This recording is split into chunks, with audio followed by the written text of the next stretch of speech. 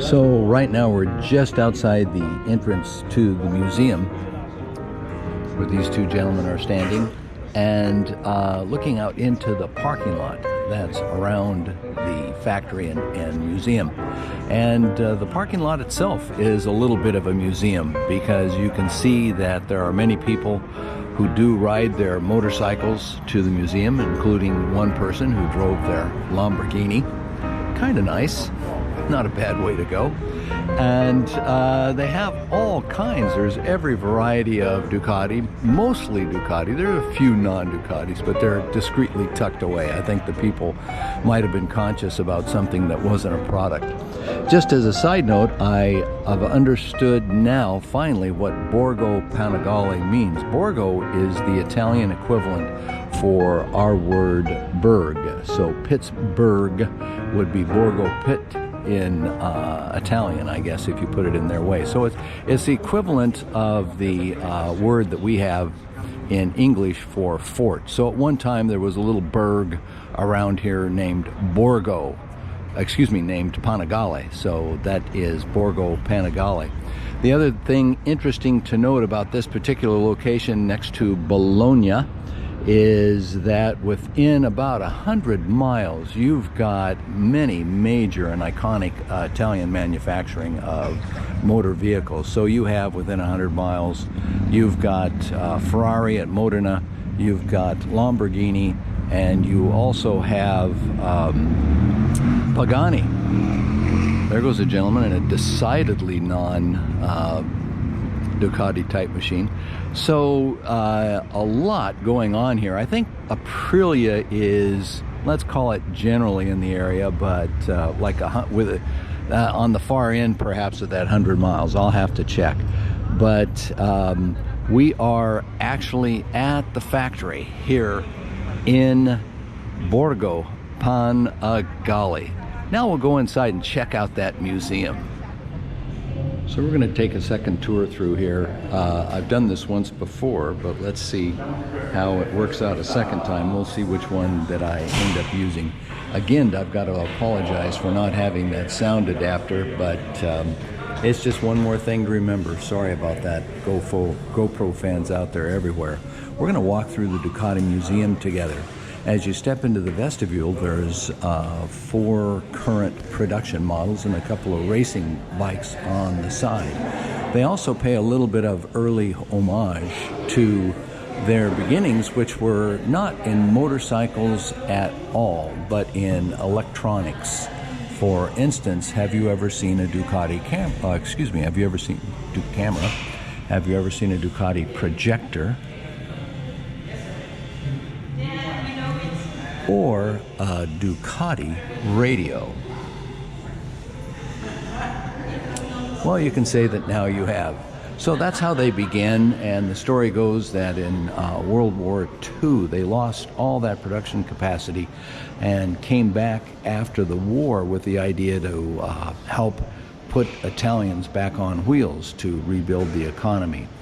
The museum itself is laid out in a circular fashion, semicircular, a bit of a horseshoe, with chronologically ordered motorcycles placed around the periphery and alcoves that branch off from time to time to display in further detail an epoch of consequence and interest to them. So, for instance, here is the Cucciolo, which I'm told refers to a little puppy in Italian, but the Cucciolo was their engine that was designed to be mounted to a normal bicycle frame and to put people on wheels. 1.5 horsepower, ladies and gentlemen. From such humble beginnings, mighty things can potentially grow. So you can carry on and walk around the museum and see these machines laid out. One of the things, a constant thread that runs through here, is not only are they technically fascinating in terms of the design and their overall performance, but it seems that they also were quite interested in the aesthetic side of things. So not only are these machines potent performers, they're also beautiful in appearance. They have one thing in common: they're more or less pretty. Here's one of my favorites from the 1970s. It's metal flake. I hope that comes out. This one on the other side is also pretty cool because it's like metal flake on steroids. It really pops visually. I'm going to apologize because you're going to get some flickering from the lights, and that has to do with their frequency compared to how the frame rate goes on the GoPro. But we'll carry on along here, and I'm going to show you what I'm going to call the 650 EB speed modification. So 650, pay attention because you're going to learn something here, buddy. Okay, 650, here's what you do to keep your gas cap on so it doesn't pop off when you're going down the road. Awesome. Again, I'm going to refer to that as the 650 EB speed modification. And if you're a carbon fiber fan, here's one in carbon fiber EB. And also what's really interesting about this machine from 1991 is it has a very early digital dash layout.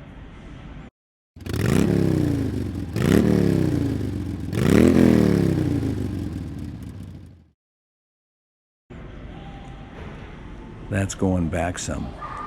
So we carry on, and of course there's a big emphasis on the L-twin shape and the designs for the motors as they transformed over the years,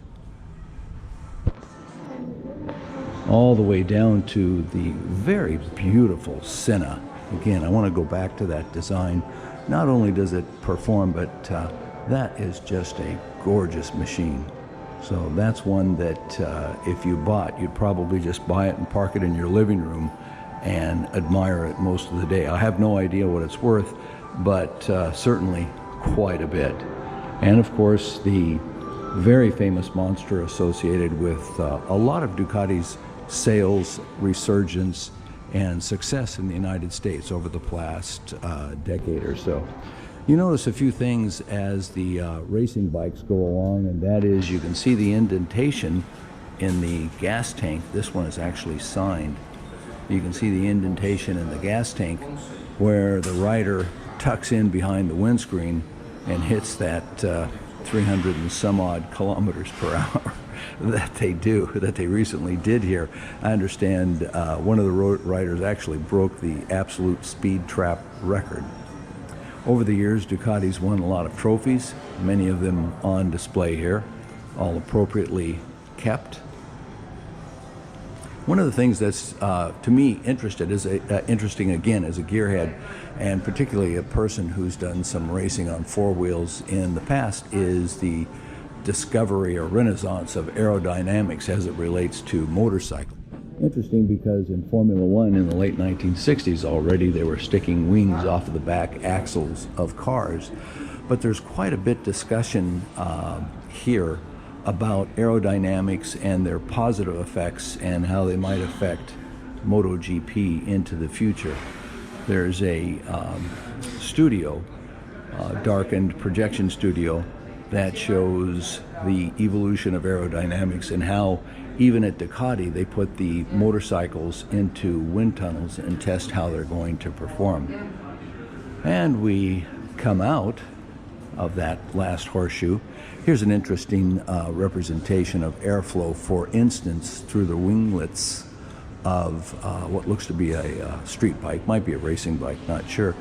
But we come back out into the general entrance of the museum, the beginning of that horseshoe shape, and we would then carry on.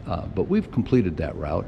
I hope you enjoy. This was a little special treat for me, being able to take time off from a family vacation and spend it here at the Ducati Museum and Factory.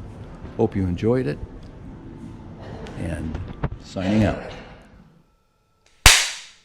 Take two. Let's try this a second time. I've made one recording. Let's see how the second recording works out. Okay, as promised, what we're going to have on my channel is a shirt giveaway. Two of the shirts come from my personal visit to the Ducati factory.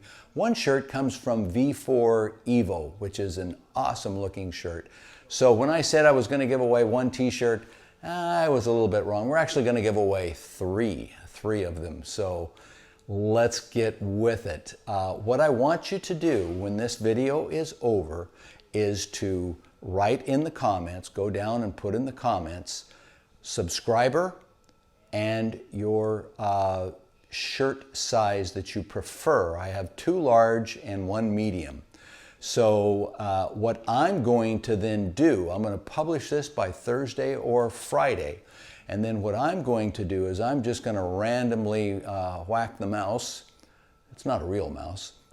Just randomly push the mouse down, pick up someone's name, and that person will be, provided they are a subscriber to the channel, will be a recipient of this shirt. So I will publish it by Thursday or Friday, and I'm going to wait 7 days before I actually do the selection. Now understand, I want this to be worldwide. I would like to be able to send this shirt to any one of a number of countries where I have subscribers, because I think this community is really wonderful. So I want to do that. Don't know if that's entirely possible. I guess I'll find out when I go to send them. Now, if you're selected, I'll announce that. I'll do a little quick video next week, and I'll announce that, and then I will provide a way for you to make contact and give me your shipping details. So let's take a look at these shirts, shall we? Let's see what they look like. This is the one from V4 Evo. This happens to be just awesome. On the front, over the left side, is a motor representation.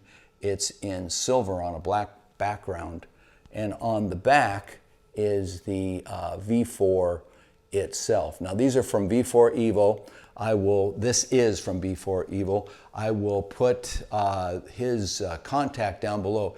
He provides parts in the USA for V4 Ducatis, and I've used some of his gear. I used the titanium engine mounting bolts when I did a little mod of my own to this machine, and he's very knowledgeable and is really good to contact. He might be a person that you might want to contact just in general. Next shirt comes from the Ducati Museum. It's got the tag on it. I'm not going to remove that tag. And it's red, it's loud, it's in your face, and it is Ducati. You'll be proud. Imagine you'll be the only kid on your block with this beautiful red Ducati t-shirt that comes from the factory. This one is a large, as the V4 Evo one is a large as well. The last one, oops, almost lost it. The last one is in this new miracle fiber they have nowadays. This one is a medium. So this one is a medium, and it is, I don't know if calling this a t-shirt is the right thing to do, but it's in that miracle fabric kind of stuff. I'd like to keep this one myself, actually. I think it's pretty sweet. But it also is from the Ducati Museum. So again, let's recap real quickly. What I would like you to do after this video is to go down in the comments section, write subscriber and your shirt size. I will publish this. Today's June the 11th. I will publish this Thursday or Friday the 12th or the 13th. And I will wait a week before I select the people who will be receiving a t-shirt. Now, again, bear with me. I'm not too sure what rules, regulations I'll run into sending t-shirts around the world, but that's my intention. So watch this. Comment on the video anyway if you like, the museum tour and whatnot, but enter your name and then subscriber and shirt size preferred. And good luck. This is fun for me. I'm really enjoying this, I have to say. So good luck with it, and hang in there. We'll see what happens.